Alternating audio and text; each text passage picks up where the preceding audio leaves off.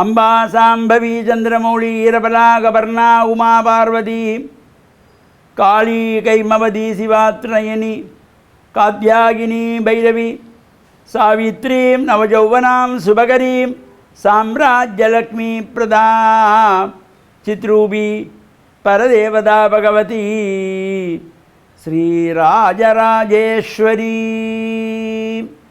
ओम नमः शिवाय। மேன்மைகள் சைவ நீதி விளங்குக உலகமெல்லாம். நோயற்ற வாழ்வே குறைவற்ற செல்வம்.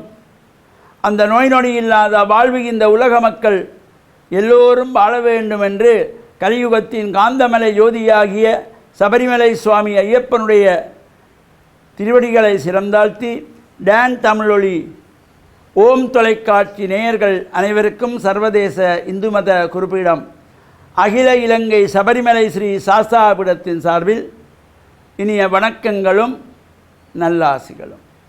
இன்றும் மங்களகரமான குரோதி வருஷம் ஆடி மாதம் 2ஆம் நாள். நேற்றைய தினம் ஆடி மாத பிறப்பு. இன்று 2வது நாள் 18/7/2024 வியாழக்கிழமை.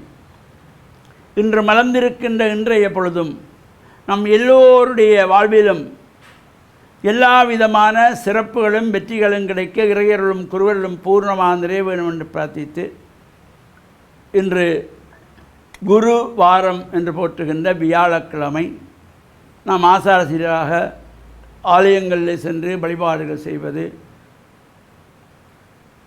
நவக்கிரகங்களுக்குள்ளே குபேர திசை என்கின்ற வடதிசை நோக்கி அமர்ந்திருக்கின்ற வியாழ பகவானுக்கு இந்த வியாழக்கிழமைகள் தோறும் மஞ்சள் பட்டி சாத்தி மஞ்சள் மலர்களாலே அர்ச்சனை வழிபாடுகள் செய்து கொண்டல் கடலை நிவேதனம் வைத்து வழிபாடு செய்கின்ற பொழுதிலும், அதேபோல் சிவன் ஆலயங்களிலே தெற்கு நோக்கி அமர்ந்திருக்கின்ற தட்சிணாமூர்த்திக்கும் மஞ்சள் பட்டை சாத்தி மஞ்சள் மலர்களாலே அர்ச்சனை ஆராதனைகள் செய்கின்ற பொழுதும் எல்லா விதமான சிறப்புகளும் கிடைக்கக்கூடியது.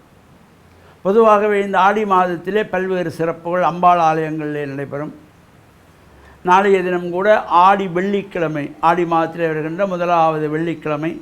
இந்த ஆடி வெள்ளியிலே அம்பாள் ஆலயங்களிலே நடைபெறுகின்ற விசேஷமான உற்சவங்கள், பூஜைகள், வழிபாடுகள், பொங்கல்களிலே கலந்து கொள்வதோடு இந்த அம்பிகையினுடைய திருவிழையெல்லாம் வேண்டி இந்த அம்பாளுக்குரிய மாதம் இந்த ஆடி மாதத்திலே தினமும் இந்த ஆடி மாதம் பிறந்ததிலிருந்து ஆடி மாதம் நிறைவு பெறுகின்ற வகையிலே கூழ் காய்ச்சி வழிபாடு செய்து கொள்வார்கள். அவ்வாறு சிறப்புகளோடு கூடியதாக அமைந்திருக்கின்றது இந்த ஆடி மாதம். இந்த ஆடி மாதத்திலே ஆடி செவ்வாய்க்கிழமை, ஆடி வெள்ளிக்கிழமைகள் இந்த வாரங்களுக்குரிய சிறப்பு.